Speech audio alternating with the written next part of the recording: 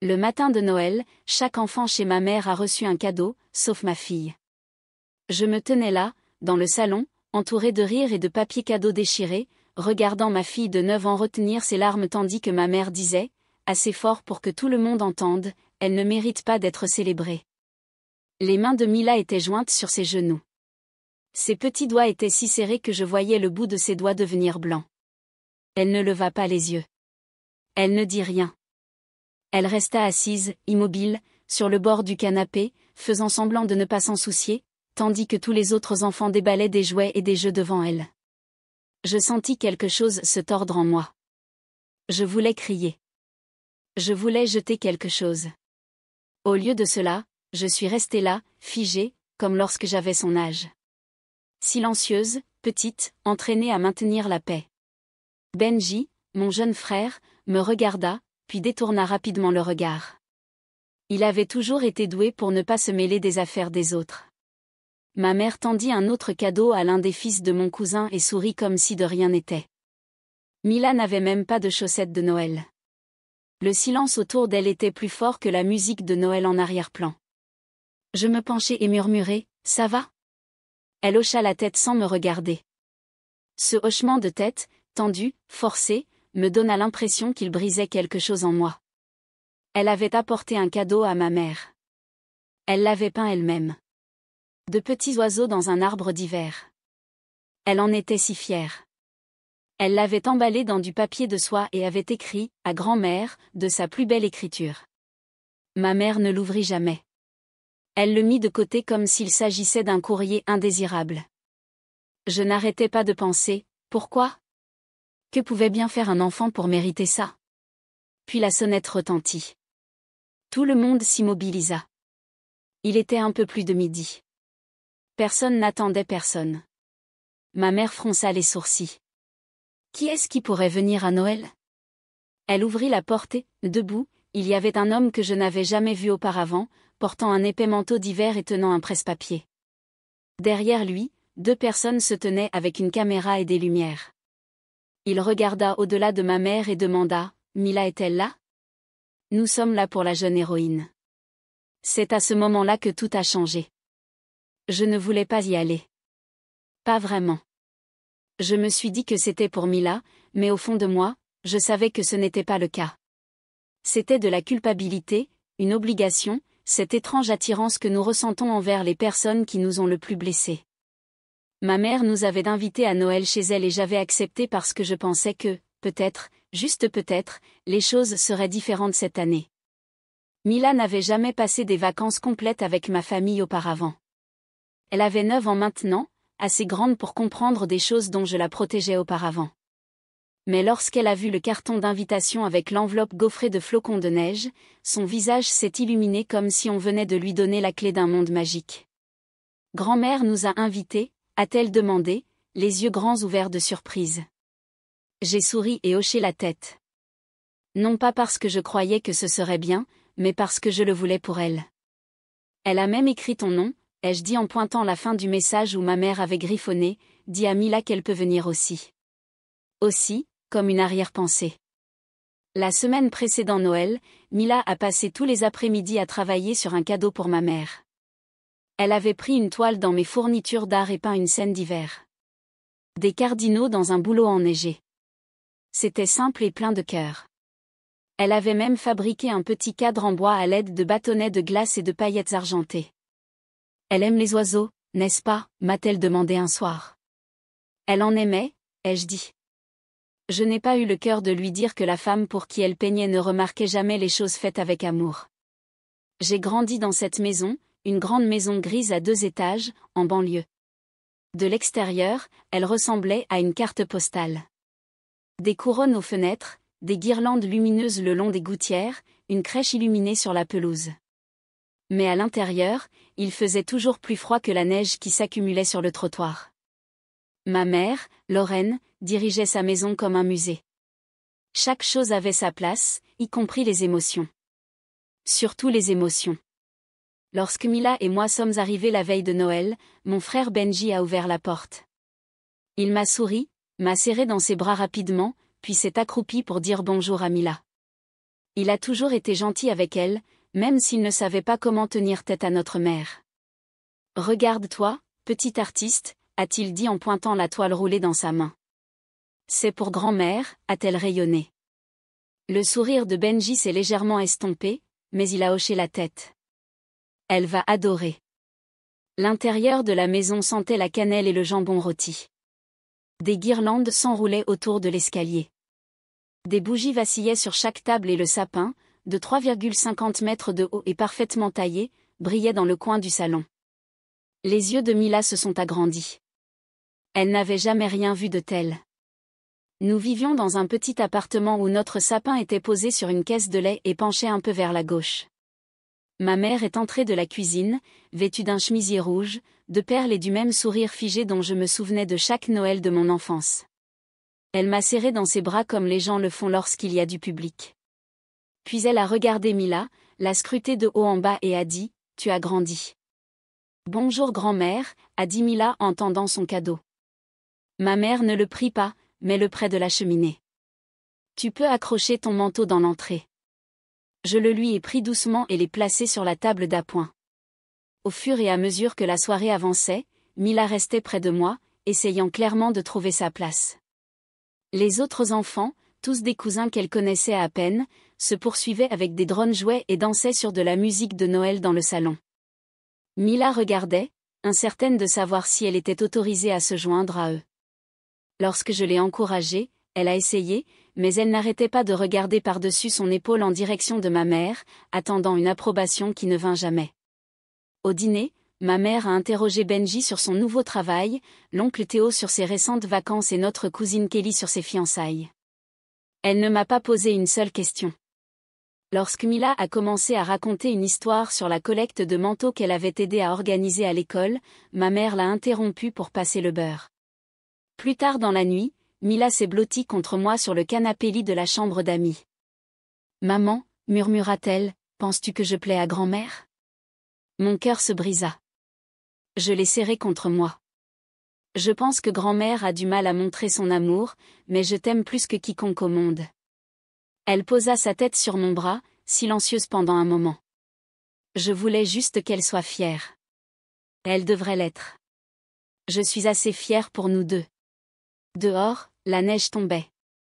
À l'intérieur, je tenais ma fille et me promettais que, quoi qu'il arrive demain, je protégerais son doux et brillant cœur, même si cela signifiait tenir tête à la femme qui n'avait jamais protégé le mien.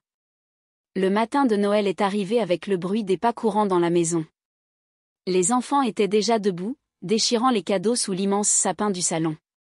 Les rires résonnaient dans le couloir. Mila s'assit à côté de moi en se frottant les yeux. « Penses-tu que grand-mère a ouvert ma peinture » demanda-t-elle. « Allons voir » dis-je en l'aidant à sortir du lit. Nous sommes entrés ensemble dans le chaos. Du papier cadeau recouvrait le sol. Une pile de cadeaux était soigneusement triée par nom devant chaque enfant. J'ai repéré la peinture, toujours emballée, toujours posée sur la table d'appoint où je l'avais placée la veille. Personne n'y avait touché. Ma mère se tenait près du sapin, un café à la main, dirigeant la distribution des cadeaux comme un chef d'orchestre. Elle appelait les noms tandis que Benji et Kelly distribuaient les boîtes. Mila et moi nous tenions tranquillement près de la porte. Elle leva les yeux vers moi et sourit nerveusement, comme le font les enfants lorsqu'ils essaient de se convaincre que tout ira bien. Le nom de Mila n'a pas été appelé, murmura-t-elle après la 3e série de cadeaux. J'ai hoché la tête, gardant la voix basse. Il garde probablement le meilleur pour la fin. Mais au fond de moi, je savais que ce n'était pas vrai. 10 minutes de plus se sont écoulées. Chaque cousin a reçu une pile de cadeaux. Même Théo, qui se montrait à peine aux réunions de famille, a remis à son petit-fils une voiture miniature avec un sourire fier. Mila n'avait toujours rien entre les mains. Benji finit par le remarquer et s'approcha. « Et maman, dit-il doucement, est-ce que les cadeaux de Mila ont été mélangés ou quelque chose comme ça ?» Ma mère ne broncha pas, il n'y a pas de cadeau pour elle. Benji cligna des yeux. « Qu'est-ce que tu veux dire ? » Elle n'a besoin de rien de cette maison, dit-elle en se détournant pour remplir son café. Cet enfant est élevé sans discipline et sans respect. Ria la laisse parler comme si elle était l'égale des adultes. Ce n'est pas comme ça qu'on fait les choses dans cette famille. Je me suis avancée, la voix basse et maîtrisée. Maman, c'est une enfant. Elle a 9 ans. Tu n'as pas le droit de la punir pour ce que tu penses de moi. Elle doit apprendre que le monde ne récompense pas le mauvais comportement. De quel comportement parles-tu? Ai-je demandé en essayant d'empêcher ma voix de trembler. Parce qu'elle a fait une peinture pour toi. Parce qu'elle est gentille. Ma mère se tourna et regarda directement Mila. On ne te félicite pas juste pour être venue. Tu ne mérites pas d'être célébrée. J'ai regardé Mila. Son visage était pâle. Ses lèvres étaient pincées en une ligne droite. Ses yeux étaient vitreux, mais elle ne laissa pas une larme couler. Elle se tenait juste là, les mains le long du corps, comme si elle essayait de disparaître. J'ai voulu la prendre dans mes bras et sortir immédiatement, mais j'étais figée, le genre de paralysie qui survient lorsque la douleur est trop familière. J'avais été à cet endroit précis, enfant, entendant le même ton de la même bouche. C'était comme si l'histoire se répétait. Sauf que cette fois, ce n'était pas moi qui étais démolie. C'était ma fille. Benji avait l'air de vouloir dire quelque chose, mais il ne le fit pas. Il s'est déplacé mal à l'aise, puis a offert à Mila l'un de ses cadeaux. Tu peux ouvrir celui-ci, a-t-il dit. Ce n'est qu'une écharpe, mais elle est chaude. Mila secoua la tête et murmura, c'est bon. Elle se dirigea vers le canapé et s'assit seule. Les enfants retournèrent jouer. Les adultes firent semblant que rien ne s'était passé. Je me tenais là, les poings serrés, le cœur battant dans ma poitrine. L'envie de me battre, de crier, de prendre Mila dans mes bras et de la protéger de tout dans cette pièce était écrasante. Mais je suis restée immobile. Je suis restée immobile parce que je savais que si je commençais, je ne m'arrêterais pas et que je ne pouvais pas aggraver ce moment pour elle. Plus tard, lorsque les choses se calmèrent, j'ai apporté son manteau à Mila et j'ai fait un signe vers la porte d'entrée. « Tu veux faire une promenade ?» ai-je demandé. Elle hocha la tête. Nous sommes sortis dans la neige. Le monde était plus calme dehors. L'air froid nous mordait les joues, mais au moins, nous pouvions respirer. Nous avons dépassé la haie et nous nous sommes arrêtés au bout de l'allée. Mila leva les yeux vers le ciel, gris et chargé de neige. Puis elle me regarda. « Est-ce parce que je ne suis pas assez bien ?» demanda-t-elle. Je me suis penchée à sa hauteur, j'ai posé mes 2 mains sur ses épaules et j'ai dit « Non, tu es bien. Tu es gentille. Tu es forte. Et tu es tout ce que j'aurais aimé avoir le courage d'être quand j'avais ton âge. » Elle hocha la tête, mais je vis à quel point elle luttait pour ne pas pleurer. C'est à ce moment-là que nous l'avons entendue. La sonnette. Nous nous sommes retournés. À travers le verre givré, nous avons vu ma mère ouvrir la porte. Et là, sur le porche, se tenait un homme en long manteau, tenant un presse-papier, avec 2 personnes derrière lui portant des caméras. Puis il a prononcé les mots que je n'oublierai jamais, « Nous sommes là pour la jeune héroïne. » Mila est-elle là? Ma mère resta figée à la porte, fixant l'homme sur le porche comme s'il venait d'interrompre un banquet royal. Il tenait un presse-papier dans une main et portait un manteau d'hiver bleu marine zippé jusqu'au menton. Derrière lui, 2 personnes ajustaient une caméra d'épaule et un équipement de microphone. Une petite fourgonnette tournait au ralenti dans l'allée, son côté marqué du logo d'une chaîne d'information locale. L'homme se racla la gorge. Nous sommes de champions du quotidien. Nous recherchons une jeune fille nommée Mila. Elle est notre lauréate du mois de décembre. Ma mère cligna des yeux, tenant toujours la porte à moitié ouverte. Excusez-moi. Elle a été nommée anonymement pour son travail avec la collecte de manteaux de l'école primaire Lincoln et pour avoir aidé à organiser des dons au refuge de Willow Creek. Nous avons reçu une lettre et des photos de son travail, après avoir examiné son histoire, nous l'avons choisie comme jeune héroïne du mois. De l'endroit où nous nous tenions dans l'allée, je pouvais voir la confusion de Mila. Elle fit un pas en arrière, agrippant la manche de mon manteau. « Est-ce vraiment pour moi ?» murmura-t-elle. Je me suis penchée à sa hauteur. « Oui, ma chérie. C'est pour toi. Veux-tu aller les rencontrer ?» Elle hocha lentement la tête, puis tendit la main pour prendre la mienne. Ses doigts étaient glacés, mais elle s'accrocha fermement. Nous avons marché ensemble à travers le portail et sur le chemin enneigé. L'équipe de tournage nous a remarqués et a commencé à s'installer rapidement. L'homme au presse-papier a souri chaleureusement et s'est avancé. « Tu dois être Mila » a-t-il dit en s'agenouillant légèrement à sa hauteur. « Nous sommes si heureux de te rencontrer. » La voix de Mila était calme mais ferme. « Bonjour. Je m'appelle Chris. Voici Janelle et Rob, dit-il en désignant l'équipe derrière lui. Nous voulons juste te poser quelques questions et te remettre quelque chose de spécial. Est-ce que ça te va ? Mila me regarda pour me rassurer. Je lui ai fait un petit signe de tête. Chris a plongé la main dans sa sacoche et en a sorti un sac cadeau rouge brillant avec du papier de soie doré qui dépassait du haut. Puis il lui a remis une enveloppe blanche scellée avec un autocollant doré. Ceci est un cadeau de l'un de nos sponsors locaux. Et ceci, dit-il en sortant un épais certificat avec son nom imprimé en caractères gras, est ton prix de jeune héroïne. Mila baissa les yeux sur le certificat. Elle lut son nom à voix haute, sa voix se brisant légèrement. Pour avoir fait la différence par la gentillesse, la compassion et le courage. Ses yeux se levèrent. Elle retenait toujours son souffle. Chris s'accroupit à côté d'elle et dit, « Tu comptes. Ce que tu as fait compte. Et nous voulons que le monde le sache. » Derrière nous, ma mère se tenait raide dans l'embrasure de la porte. Elle n'avait pas parlé depuis qu'elle avait ouvert la porte. Ses yeux se déplaçaient entre moi, Mila et l'équipe de tournage, comme si elle regardait quelque chose se dérouler qu'elle ne pouvait pas arrêter. Personne ne lui prêtait attention. Pour une fois, la pièce ne tournait pas autour de son approbation. Benji est sorti, contournant le câble de la caméra. Il m'a regardé, puis a regardé Mila. « Attendez, c'est vrai ?» J'ai hoché la tête. Elle a été nommée. Quelqu'un a vu ce qu'elle a fait à l'école. Il a souri, la fierté s'épanouissant lentement sur son visage. « C'est incroyable, Mila. » Elle lui a souri en retour. C'était la première fois ce matin-là que je voyais son visage s'adoucir. Janelle a fait un signe vers le devant de la maison. « Ça vous dérange si on la filme près du sapin ici ? L'éclairage est parfait. » Mila m'a regardé à nouveau. « Tu veux ?» ai-je demandé. Elle hocha la tête. « D'accord. » L'équipe s'est mise en place et Mila s'est tenue devant le grand sapin recouvert de neige. Chris lui a tendu un petit microphone.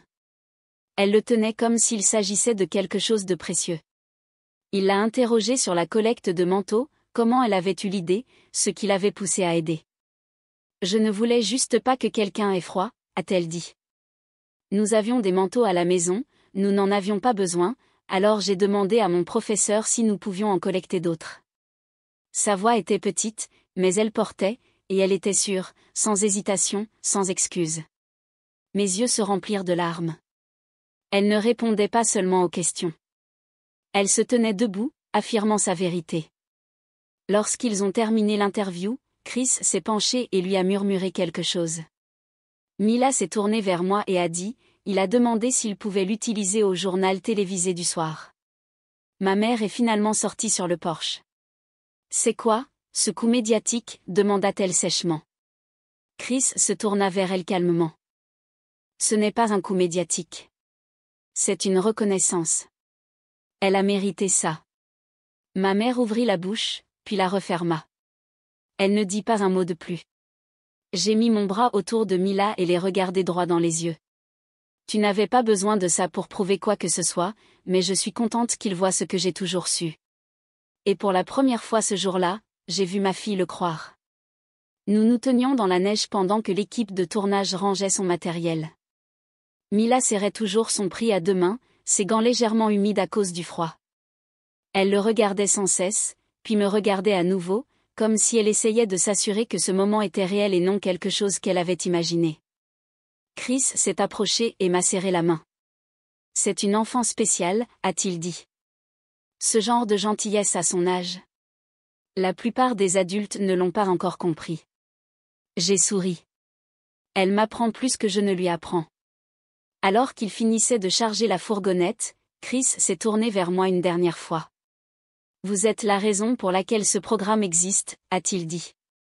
Nous diffuserons votre reportage la semaine prochaine. Continuez à rendre le monde meilleur. Mila hocha la tête, le visage calme et rayonnant. Merci. La fourgonnette est sortie de l'allée. L'équipe de tournage a fait signe en s'éloignant, laissant des traces de pneus dans la neige molle. Nous nous sommes retournés vers la maison. Je m'attendais à ce que Mila veuille partir, rentrer à la maison et s'envelopper dans une couverture, loin de tout cela, mais elle m'a surprise. « Est-ce que je peux retourner à l'intérieur » a-t-elle demandé. « Tu es sûre » ai-je dit. « Nous pouvons partir si tu veux. » Elle s'est redressée un peu. « Je veux y aller. » Alors nous y sommes allés. À l'intérieur, le salon était plus calme qu'avant. Certains enfants jouaient encore avec leurs jouets, mais l'énergie avait changé. Benji était assis sur le canapé, téléphone à la main, probablement déjà en train d'envoyer des SMS aux gens sur ce qui venait de se passer. Lorraine se tenait près de la cheminée, les bras croisés, nous regardant. Mila est passée directement devant elle. Elle n'a pas cherché l'approbation. Elle n'a pas demandé la permission. Elle a pris le cadeau qu'elle avait peint, celui que ma mère avait ignoré, et l'a porté au centre de la pièce. « J'ai fait ça pour grand-mère » a-t-elle dit à la pièce, pas seulement à ma mère. Je voulais que ce soit spécial. Puis elle s'est dirigée vers la cheminée, a soigneusement déballé la peinture et l'a posée contre le mur où tout le monde pouvait la voir. Les paillettes scintillaient à la lumière. Les cardinaux perchés sur leurs branches blanches semblaient être à leur place. Personne n'a parlé pendant un moment. Puis Kelly, ma cousine, a dit « C'est magnifique, Mila ». Benji s'est levé et a ajouté « C'est plus attentionné que tout ce que j'ai jamais offert ». Quelques autres ont murmuré leur accord. L'un des cousins plus âgés a applaudi légèrement. Mila n'a pas souri. Elle n'en avait pas besoin. Elle ne jouait pas la comédie. Elle affirmait sa valeur. Lorraine a finalement parlé. Sa voix était plate. Tu n'avais pas besoin de mettre ça là. Mila se tourna vers elle, le regard ferme. Je le voulais. Ma mère ne répondit pas. Elle fixait la peinture comme si c'était quelque chose d'étranger, comme si elle ne pouvait pas reconnaître ce qui était devant elle. Je suis intervenue. Elle ne te demande pas de l'aimer. Elle te montre qui elle est. Tu n'as pas à l'accrocher. Mais tu n'as pas le droit de la faire se sentir invisible. Ma voix était calme, mais ferme. La pièce devint silencieuse. Personne n'interrompit. Pour une fois, personne ne vint à la défense de ma mère. Ils se contentèrent de regarder. Lorraine se détourna lentement et se dirigea vers la cuisine sans un mot. J'ai expiré. Mila s'est approchée et a repris ma main. Elle leva les yeux vers moi, les joues roses à cause du froid, les yeux clairs. « On peut rester un peu plus longtemps » demanda-t-elle. « Bien sûr » ai-je dit. Elle s'assit à côté de ses cousins et commença à construire une tour avec des blocs de construction. La fille de Kelly lui tendit une petite figurine à poser au sommet. Ils commencèrent à jouer comme s'ils se connaissaient depuis toujours. Pour la première fois ce jour-là, Mila ne semblait pas être une invitée. Elle n'avait pas l'air perdue ou déplacée. Elle avait l'air d'être à sa place, non pas parce que quelqu'un lui avait donné la permission, mais parce qu'elle avait revendiqué l'espace elle-même.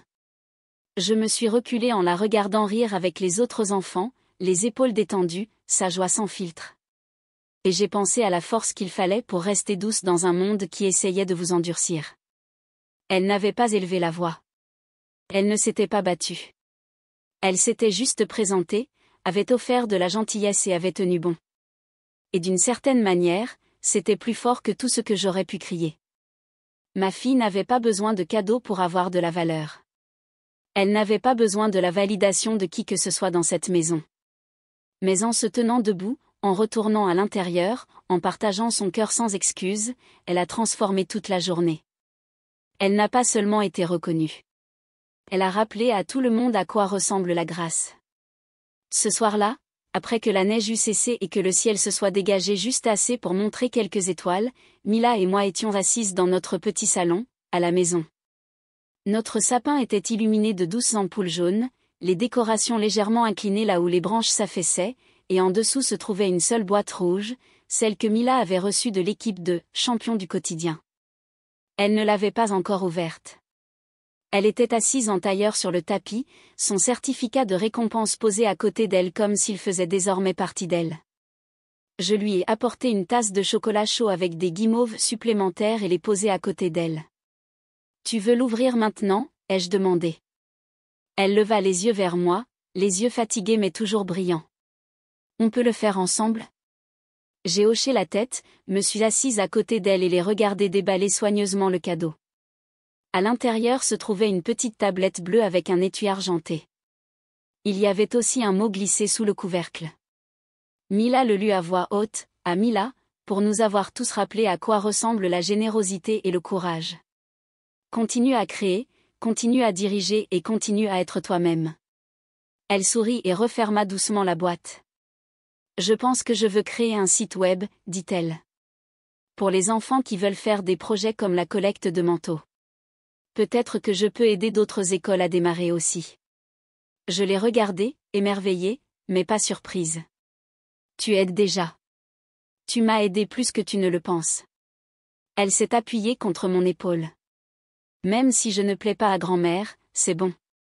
J'ai voulu lui dire que ce n'était pas vrai, que peut-être ma mère changerait d'avis, que les gens peuvent changer. Mais je ne l'ai pas fait. Je lui ai dit la vérité. Elle n'a pas le droit de décider de ta valeur. Elle ne l'a jamais eu.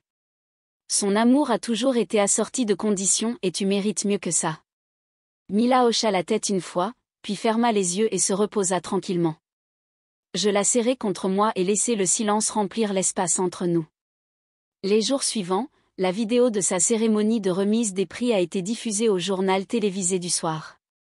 Son professeur nous a envoyé un email pour dire que l'école prévoyait de présenter le reportage lors de la prochaine assemblée.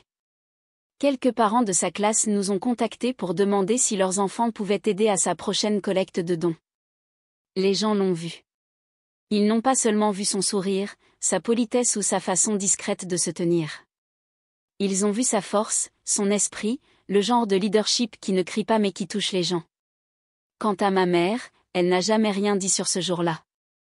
Ni quand nous sommes partis, ni dans les jours qui ont suivi. La peinture que Mila a laissée sur sa cheminée est restée là. Je l'ai vue sur une photo que quelqu'un a partagée du réveillon du Nouvel An. Peut-être qu'elle l'a gardée pour la forme. Peut-être pas. Mais je n'ai pas demandé. Je n'avais plus besoin de ces explications. Pendant des années, j'avais porté le poids de l'approbation de ma mère comme s'il s'agissait d'une ligne d'arrivée que je pourrais finalement franchir. Ce jour-là, dans son salon, lorsqu'elle a regardé ma fille et a dit qu'elle ne méritait pas d'être célébrée, quelque chose en moi a finalement cédé. Ce n'était pas de la rage, c'était de la clarté. J'avais passé trop de temps dans ma vie à me rapetisser pour qu'elle soit à l'aise. Je n'allais pas laisser ma fille hériter de cet héritage. Mila a changé cela, non pas par la confrontation ou la rébellion, mais simplement en étant qui elle était, avec des mains ouvertes et un cœur plein. Elle m'a rappelé qu'on n'a pas besoin de permission pour avoir de la valeur. On n'a pas besoin d'un titre, d'un trophée ou du bon nom de famille. Parfois, il suffit d'une seule personne se tenant dans sa lumière pour rappeler à tous les autres jusqu'où l'amour peut aller lorsqu'il est donné librement. Ce Noël ne s'est pas déroulé comme je l'avais imaginé. Il s'est déroulé mieux. Ma fille a traversé une pièce pleine d'indifférence et l'a laissé briller de grâce. Elle n'a pas seulement survécu au rejet. Elle l'a transformé. Et cela, plus que n'importe quelle boîte emballée sous n'importe quel sapin, était le cadeau. Si cette histoire vous a touché, si elle vous a rappelé quelqu'un de courageux, quelqu'un d'ignoré, quelqu'un qui brille discrètement, veuillez la partager. Il y a tant d'enfants comme Mila dans le monde. Des enfants qui donnent plus qu'ils ne prennent, qui aiment même lorsqu'ils ne sont pas aimés en retour. Assurons-nous qu'ils soient vus. Assurons-nous que leur lumière se répande. Si vous vous êtes déjà senti invisible ou que les gens qui auraient dû vous protéger vous ont fait sentir petit, j'espère que l'histoire de Mila vous rappellera une chose, leur incapacité à vous aimer correctement n'a jamais été le reflet de votre valeur. Merci d'avoir regardé. Si vous avez trouvé de la valeur dans cette histoire, likez-la. Partagez-la avec quelqu'un qui a besoin de l'entendre et laissez un commentaire ci-dessous. J'adorerais connaître vos pensées ou vos expériences similaires. Et si vous voulez plus d'histoires réelles et émouvantes comme celle-ci, cliquez sur le bouton d'abonnement et activez les notifications afin de ne pas manquer ce qui arrive ensuite. Vous êtes vus. Vous avez de la valeur. Et votre histoire compte. Je vous verrai dans la prochaine vidéo.